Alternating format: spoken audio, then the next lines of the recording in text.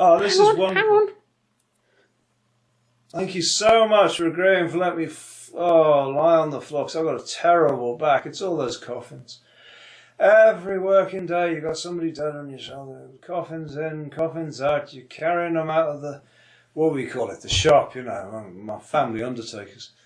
Business has been in the family since my grandfather, my great-grandfather. Very handy for when they pop the clogs. Anyway, yeah, I've got such a bad back. I've been doing stuff for it, but you didn't come here to talk about my back, did I? No. Now, the thing is that I've been feeling a bit down recently because of my back. I haven't been able to work, to tell you the truth. And my dad said, well, maybe you should go and talk to somebody. So I come to see you. So I'm Eddy. Hello there. And I'm a professional undertaker. Can you have an amateur undertaker? I'm not an amateur, I'm a pro. I was born into a family of undertakers. My father, my grandfather, great-grandfather. And yeah, but I mean, if amateur undertakers, they're just like grave robbers, aren't they? No, they're not grave robbers. Amateur undertakers are the people who don't do it for a living. It's not a proper job. They don't provide a full courteous service. We have a chapel of rest. We have an embalming. And we can have open and closed caskets, and we can arrange everything for this particular part of the country. I mean, we've imported bodies. We haven't exported. You've imported bodies? Oh, haven't we got enough bodies? Hang on, I've got to get that. Okay. Sorry about that, yeah. And you were saying, no, you import bodies. Yeah, you know, some people die abroad. You've got to get them back. Oh, you're not just like, well, we've got a shortage of bodies. Well, no, it's not that. That's an interesting proposition. I'll have to tell it to the family. No, it's not what people think. You spend all day digging pee holes and putting people in it, and spend the whole night with the box digging set of 60s pee holes under. People, eh?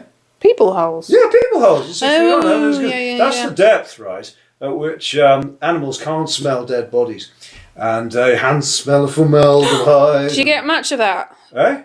Bodies being dug up by animals? No, not to my knowledge. Not since Burke and Hare, really. I think that they made it legal to cremate, and then I kind of put an end to it. It was all the dissectionists of, what was it, the 18th, 19th century. It's going on in Edinburgh quite a lot. No, I mean, one reason I wanted to come and talk is because I've been on a few dates, and some women find me quite, that's better. Some women find me quite boring, because they say all I ever go on about is being an undertaker, but I like being an undertaker. It's fun. You get to meet a lot of people. Mind you, they're either dead or they're crying their eyes out.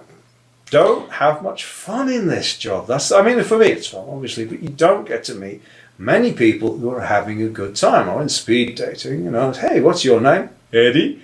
What's your star sign? Sagittarius. What's your occupation? Undertaker. Oh, and off they go, I did meet one woman who was rather into me. Really? Yeah, she was wearing all this black stuff. She's a big girl. She's nice, still in her 20s. And she was wearing all this black stuff with like this dyed black hair and this black eyeliner and black jewellery and these black boots, big black. And she said it was absolutely wonderful what I was doing. She got very very friendly with me very quickly, which is not often. Hey, don't usually get that lucky, but then we're together and we got and she's got all these black piercings and all these black tattoos, and then she started asking me to do some very odd things. It didn't really work out. I mean, it's a bit embarrassing actually. But yeah, and there's also these men and women keep turning up at the the shop, and they're kind of the family. They're kind of groupies. Oh, I see. Yeah. I mean, it's just us do the work. My brother and I, we do all that kind of thing. Sisters into it, But yeah, that girl never quite left me alone. She kept coming round, trying to get me drunk, and getting friendly with me, which I have to admit I got quite friendly with her. And then it was like, well, let's do the things. And it's like, well, I'd rather not, thank you. And I mean, one time I remember we got so drunk, and she must have been quite successful, because I woke up back of the shop in a coffin with nothing on. Oh dear. And excuse me a minute. About that. That's an urgent message for your payment protection insurance. It was actually. Well, that ain't going to save your life. So anyway, that was a very embarrassing episode I was telling you about. We get a lot of phone calls all the time. Oh, my husband's dead. Oh, my child is dead. Children. We have little white... Oh, it's not funny. It's a tragic thing. Oh, my dog's dead. We get dogs, cats. It's like you've got the wrong... And then, about 15 years ago, we said, no, you've got the right people. We'll do... And we started doing dogs and cats. Really? So we have a... It's interesting just how much revenue we bring in each year about... I mean, I'm going on about undertaking again. You see, I don't want to go on about undertaking. It's just like... But it's your life. Well, yeah, I'm a little boy and I'm in school and, you know, you come home to a house full of, well, dead bodies, really. And we used to know the kids of other undertakers, and, you know, and we'd play, you know, Hunt the Coffin, where somebody'd jump in and then everyone else had to run around the mortuary. You know, we have this space full of coffins, trying to find them, you know, and we have these amazing coffin-themed kiddies parties that my Uncle George was quite into. Uncle George was a very interesting character. You know, he definitely loved what he did, but he was always coming out with these rather strange games. Remember one time the whole town was covered in snow. He was the one who did the tobogganing with the coffin. I don't know if you read about this about 23 years ago. It was quite a thing at the time. He got arrested, but he had us kids in the coffin. We had a great time. All these kids flying down, you know, that big park in town.